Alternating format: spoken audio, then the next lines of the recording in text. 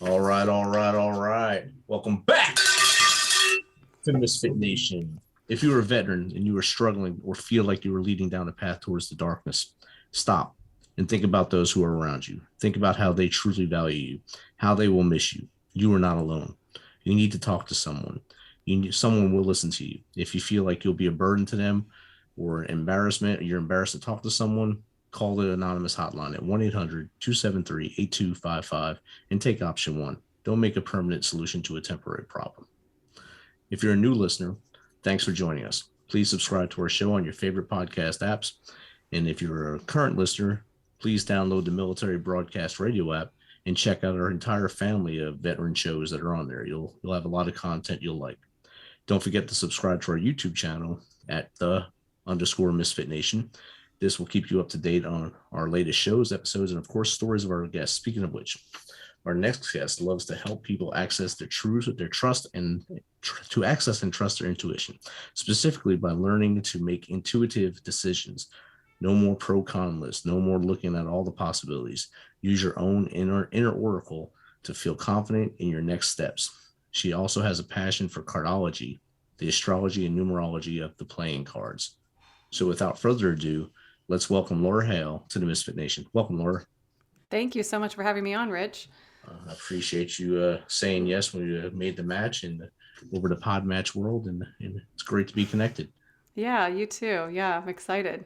So, if you don't mind, tell us a little bit about your story from as far back as you want to go to how you got into this study and how you started helping people. Well, I started out after school. I went to work at Arthur Anderson in Chicago, which was one of the big five accounting firms. I was on the consulting side, and that I don't know if you remember the Enron scandal, but that happened about 2 or 3 months right after 9/11. And so those two things together, I mean, Arthur Anderson was a company that was 90 years old and it doesn't exist anymore. So those two things happened, and I just was really disillusioned by the permanence of what supposedly is like a stable job. And so I went back to school to become a high school Spanish teacher. I eventually kind of burnt myself out doing that and got this really strange food allergy illness. And I felt like I was having like food poisoning off and on for days on end. And I got a blood panel test done, and it showed that I had allergies to all these different foods. And if you're into the medical field at all, I had an eosinophil count of 58, which is a white blood cell. It's supposed to be between 0 and 8. So when I went to see the doctor, the allergy doctor who did the skin prick tests, he brought his medical intern in, and they're both kind of like gawking at this situation because my numbers were so crazy. And I thought, this is not actually helpful. Um, and so he goes through this list of all these foods I could not eat. And he says, most of them you're going to be able to eat again, but you will never be able to have eggs again. And I heard this voice in my head that said no really loudly. I feel like me, this Laura, was kind of paralyzed with just like shock. But that voice was both outside of me and inside of me somehow at the same time. And so, first of all, I love brunch. We were just talking about brunch because you live near Nashville and that's supposed to be a great brunch city. So I was like, I'm not going to have brunch again. I don't think so. So, I mean, I went through a lot of emotions. I definitely left that appointment, was crying, but ultimately decided that I was not going to live like that anymore. So I just thought to myself, this came on really quickly. I refuse and to believe in the permanence of that. And I think you alluded to this in your intro. It's like whatever state you're in right now, it's not permanent. And sometimes that's the main thing that you need to hang on to. It's that it will change. And if you can just keep going to get through it, you can change it. So I started seeking energy healers at that time. I thought, well, if this is what Western medicine is saying, then I'm going to go find someone else to tell me something different. So and there's this documentary out there called Haehl, and I think it might be on Netflix, but they talk about the idea of a diagnosis and a prognosis. So the diagnosis is, he says, you can't eat eggs. And I thought, well, I believe you because I feel horribly and I'm willing to not eat whatever you tell me not to eat. But then he says, ever. And so in my mind, that's the prognosis, the prediction. And I just decided that he was wrong and I was going to find another way. And so I did I also went and did a technique that's an allergy elimination technique using acupuncture needles. And the man that did that was a retired anesthesiologist that looked like Santa Claus. Wow. And he told me, he says, you can heal yourself. You have the mental power to overcome any kind of illness or anything that is wrong. And so he told me about a book by Louise Hay called You Can Heal Your Life, where it's kind of an outline of like when you have a problem with your foot, what might that mean on a more spiritual level or a more emotional level. So it's really interesting to kind of look that stuff up when you are having an illness to see if it resonates with something you've got going on inside of you mentally or emotionally. And I don't actually remember what it says for food allergies, but ultimately I was able to eat eggs again, and I quit my full-time job, and I had no plan, and I was teaching yoga at the time, and then I started teaching Reiki, or training in Reiki, doing Reiki, and then training people in Reiki.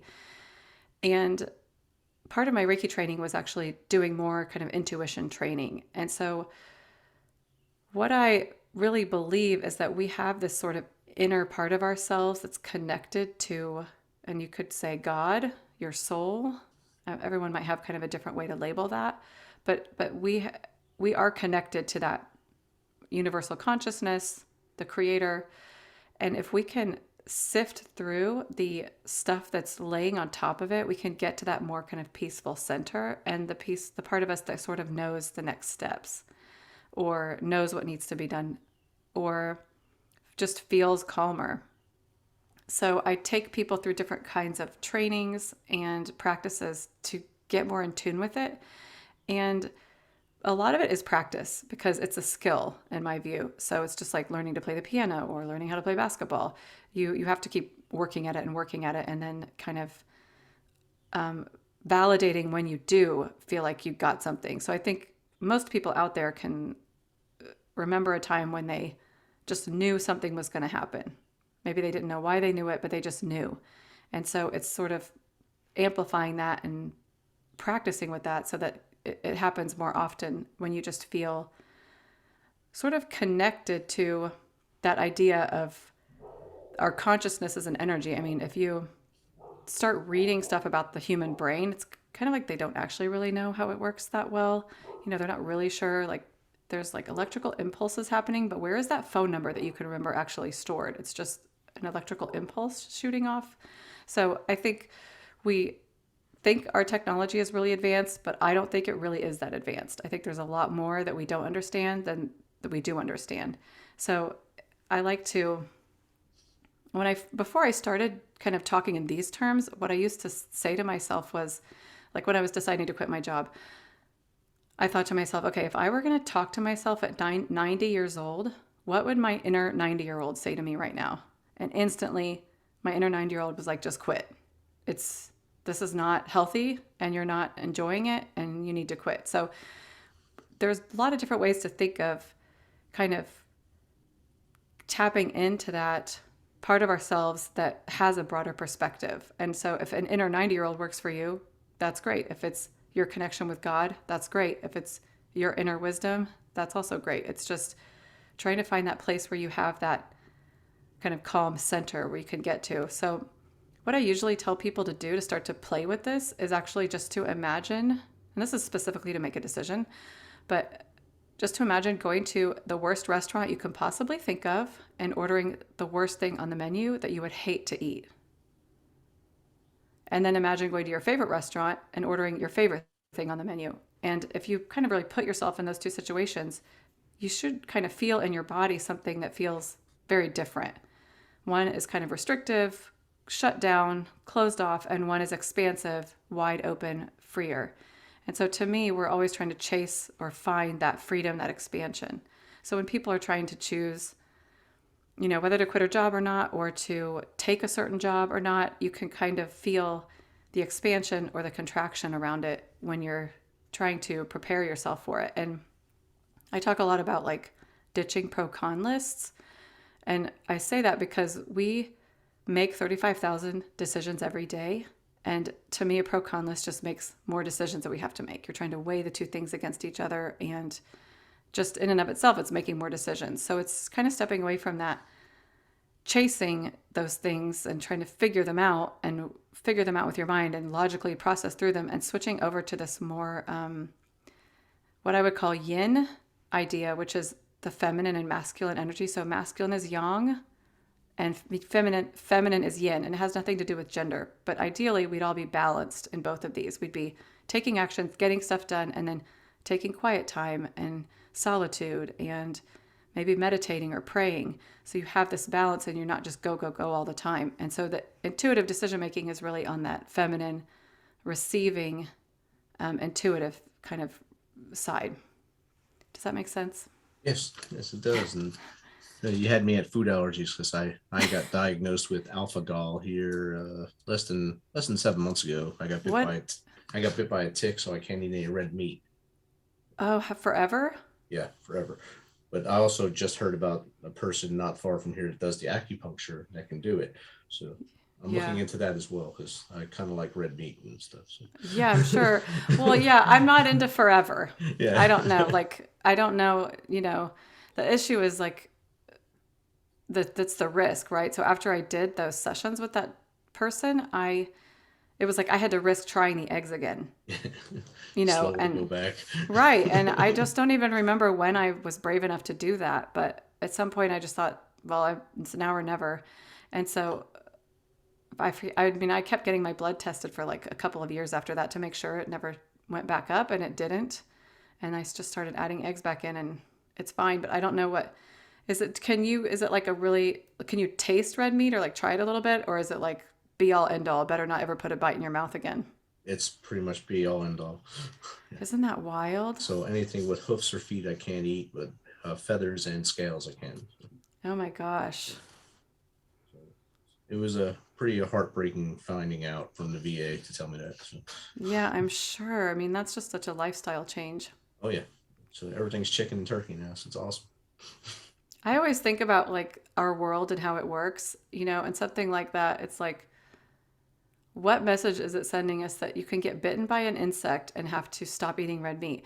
The other thing I always think about is, why is the best animal not able to eat the best food? Dogs can't eat chocolate. It doesn't make any sense. Right. They want to very badly. But yeah. My lab will eat it if he has a chance, but right. They'll probably kill him. But right. But like you said, the best animals can't have the best food. So that's just not fair. It's a weird world we live in. It is a weird world. So when you reach out to your clients reach out to you, or you're just talking to someone, how do you get them to try to swing and go to that yin and yang and find the inner peace and stuff, and use intuition to make their decisions, vice the 80,000 pros and cons list like Ross Geller does on Friends?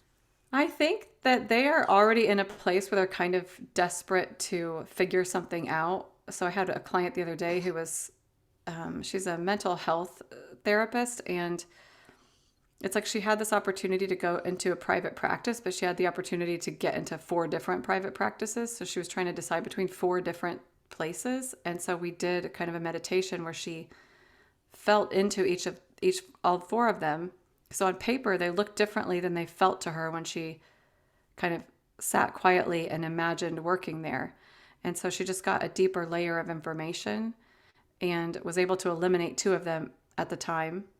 And so I think it's really just kind of sort of at this wall where you've tried the pro-con list, you've tried talking to your friends, you've tried, writing out the list of possibilities, and you're just sort of stuck. And I think part of that stuckness is the inner knowing that you don't quite have the information that you really need. So, because when I quit my job, that was one of the things I did. Besides talking to my inner 90-year-old, I actually imagined, getting a job at a different school, because I thought, oh, maybe it's just the school. And so I imagined, and even though I didn't really know what the school looked like, I just thought to myself, okay, I'm at this other school, I'm doing the same thing. And I just immediately knew, no, it's not right. So it's that kind of, I call it projecting. It's like projecting into the situation and seeing if you can gather any other kind of information. It's not that a pro-con list is totally useless. It's a one way, but I think when you're really stuck, there's a deeper layer that you can get to. And that is kind of almost relying on and trusting yourself to know that deep down what's best for you. Right. And I think when you start using pros and cons lists all the time, you're going to come up with the same pros and same cons almost all the time. Yeah. So every decision you're going to have, I really like that color, but I don't like that color. And it's going to come down the same way. So you're really defeating the purpose of the pros and cons list in the first place, because you're just wasting time. Like you said earlier, you're making more time go to waste when you could have already made that decision. Right, exactly. Having to make more decisions. I think if you watch NCIS, Gibbs uses his gut instinct all the time. Yeah, that's it. Trust the gut, and if Yeah. your gut tells you to go, do it. Just go with it. What's the Yeah, worst that can happen? right. And I think people are using it more than they realize, um, and in all kinds of areas of life. And so it's just sort of becoming more aware of it and using it more on purpose, you know, and for more specific things, you know, that affect your day to day life or affect big decisions. We You spoke about learning Reiki as you were doing teaching yoga, and you were learning Reiki at the same time, and then you became Reiki practicer, Reiki teacher. How long did it take you to learn it enough to feel comfortable teaching it and to where you are now? I would say I about 3 years before I started teaching it. Um, and I don't teach it anymore, but that was, this all kind of came together just over the past grand total, this whole thing, yoga, the Reiki, everything was 10 years that I've Oh, been kind of doing all of this. that's a pretty quick thing here. Yeah, yeah. A decade of learning for you and growing your intuition and your card. How about cardology? How did you get into that? So some people see uh, cardology and think that's a crazy lady in that weird house that does tarot cards and stuff like that. right. Well, it's funny because all of this stuff, you know, some people just feel like it's all this woo woo and it makes no sense. But what I always challenge people on is, if you're, you know, a lot of times I talk to people who are into science and they're like, that's not science. It's not really.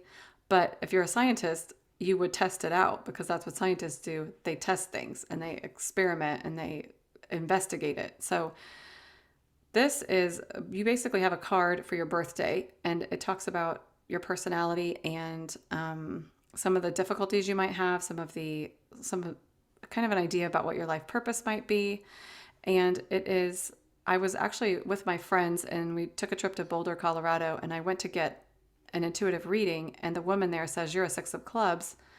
And I was like, "Wait, what do you mean?" And so I bought all the books, and then I kept thinking to myself, I should reach out to that woman and see if she would teach me after we got back. And I couldn't find her card, and I didn't know how I was going to get a hold of her. And then I was digging around in my wallet one day, and her card fell on the floor. And so I know. So I was like, got it. Whoever is sending this message, I will email her right now. And I started a course with her and started learning more about the cards. But it's just, for me, it's like the Enneagram, you know, all of these systems that are out there, the five love languages, they're just a way for you to understand yourself better. So I think there's value in, sometimes we just kind of go along being ourselves. And most of the time when we're in relationships, that's when we're really learning about ourselves. But these other systems can also teach you a lot about yourself. And sometimes when you read about your cards, which you can do on my website, you you have these aha moments, like, oh my gosh, that is me. And it's like you don't realize that's who you are until you see it on a piece of paper, or until you have someone who's doing a reading for you tell you that thing. And so it's just really kind of more self-awareness, and really I think it's almost like validation for experiences that you've had or difficulties that you might have had. And you know, to me, it's not really an excuse, because I know there's a lot of like, well, I was just Aries, so it's just me. It's more about being aware of your tendencies and then being able to overcome them, so that you're not kind of stuck in that box of whatever box you've been in. So the card that you have actually has a hand. So we have all those phrases in our language that are like, you know, those are just the cards I was dealt, because I'm just playing my cards. I mean, it's, the system says they're real. And so it's one of those things where it's, supposedly it was hidden for a long time, and there was a book that was written in the 1800s, and it's like now it's able to come out into, so people can actually like study it. So I mean, I don't know, I just know that it's really helpful to people to be able to see themselves reflected back and to kind of do some of their inner work by reading through these things and become more self-aware. And then it also applies to relationships, which I find really interesting. It's like the cards are sort of laid out on like a periodic table, two different periodic tables, and where one card is versus in relationship to another card, it tells you what your relationship is, kind of the foundation of what it's all about. So when you have an easy relationship, I can see that in the cards. And when you have a difficult relationship, that's also in the cards. You can see it. So I have some reports for compatibility. And to me, it's like, how do you learn to manage what that is and instead of fighting against it? So sometimes you might have a relationship where you're teaching each other quite a bit, or one where it's just so easy. It feels like, those people that you just have no issues with, you're not even really like ever in conflict. And then other relationships where you feel really drawn together and you can't even get away from the person. It's like you're just completely magnetized together, and that can be really difficult. So it's just points out sort of layers of relationships that helps you understand a little bit more about the purpose of them. So the cards, astrology, all of those people say your soul chose its birthday. That's the idea behind this. And that there is this, your soul had a plan when it came here for what you were going to wanted to experience. And so that's kind of where all that stuff comes from. It's like your soul's blueprint, they say. Makes a lot of sense now.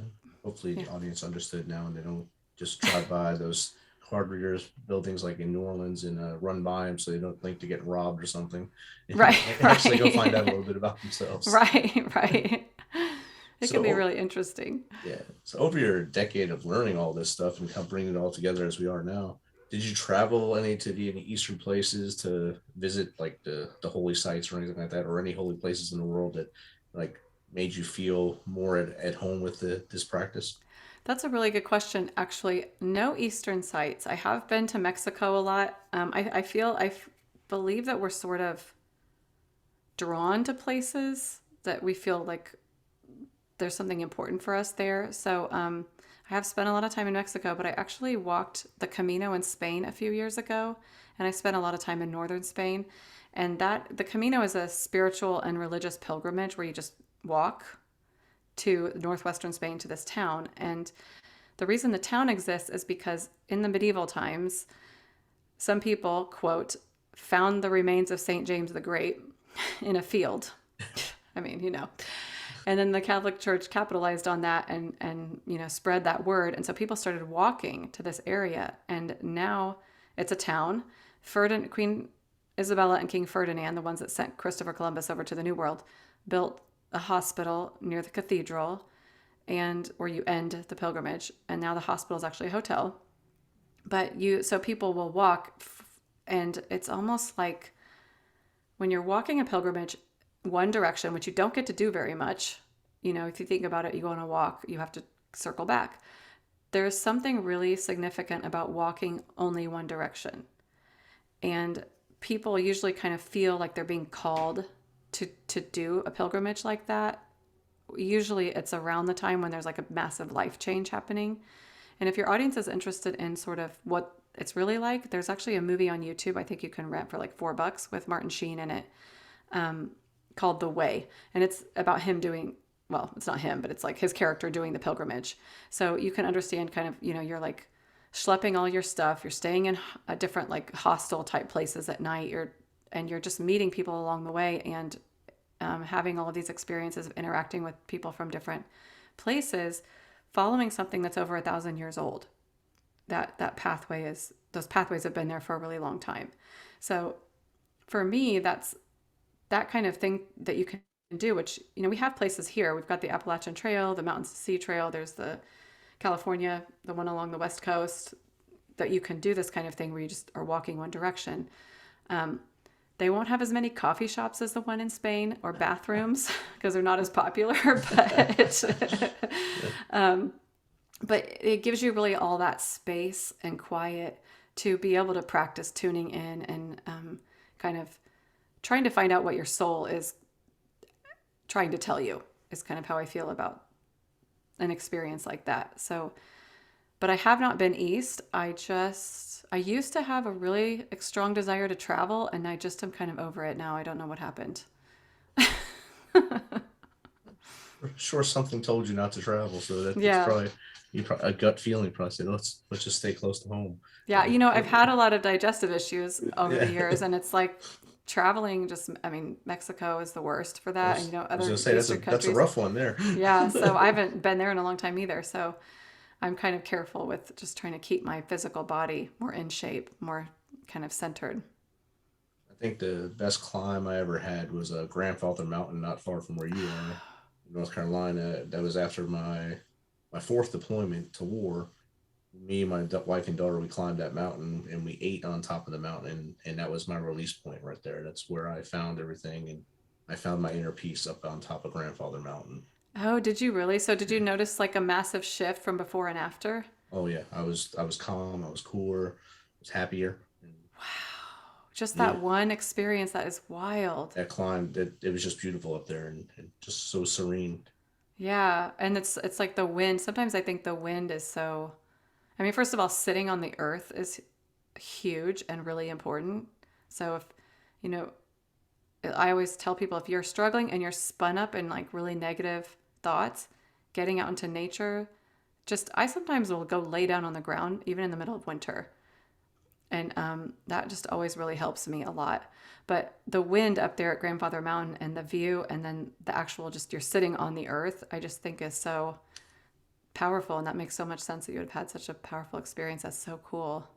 So now, anytime I feel like backtracking or anything, I just close my eyes and put myself there. So I'm back in my happy place, or like Happy Gilmore, So Yeah, right.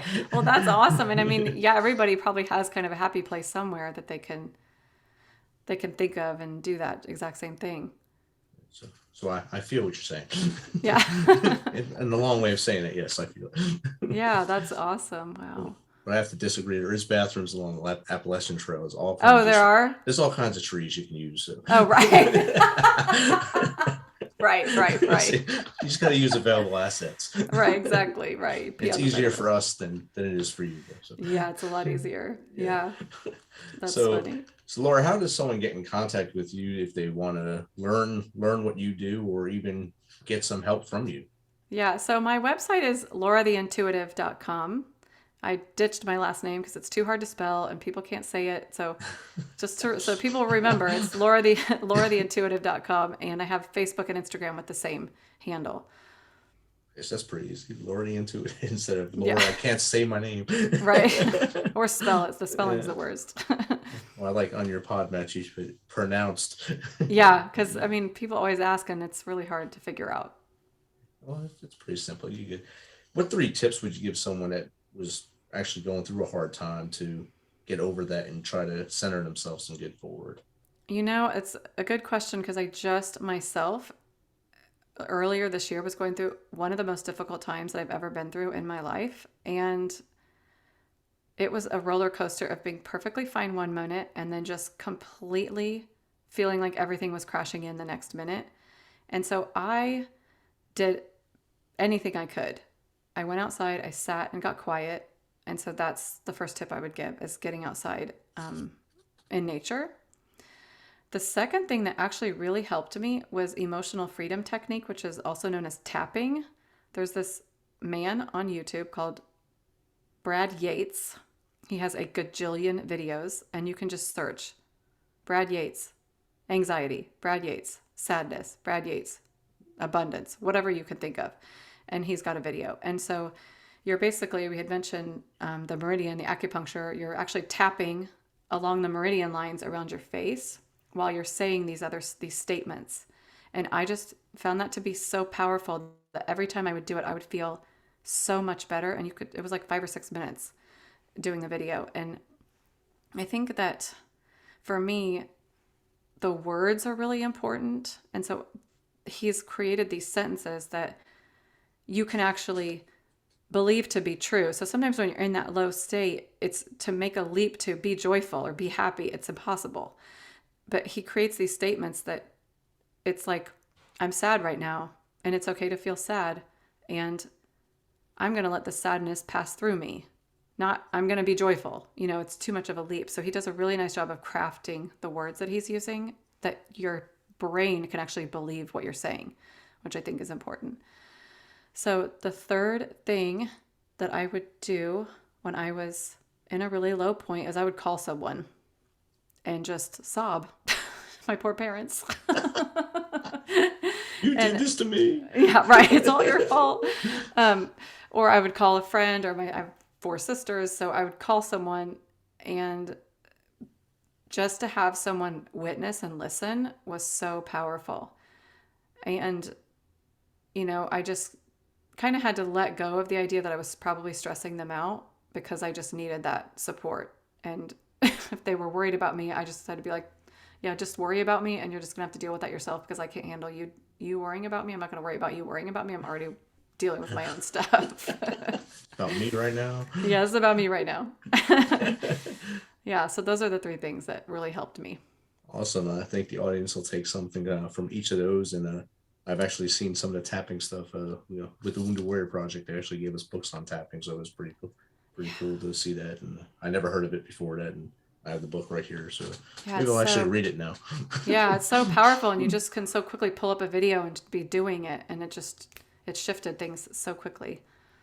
That's outstanding. Laura, thank you for taking some of your time this evening to hang out with us on the Misfit Nation and share some tips, tricks, and techniques to get them through some hard times. Yeah, you're welcome. Thank you for having me. No problem. Have a good night.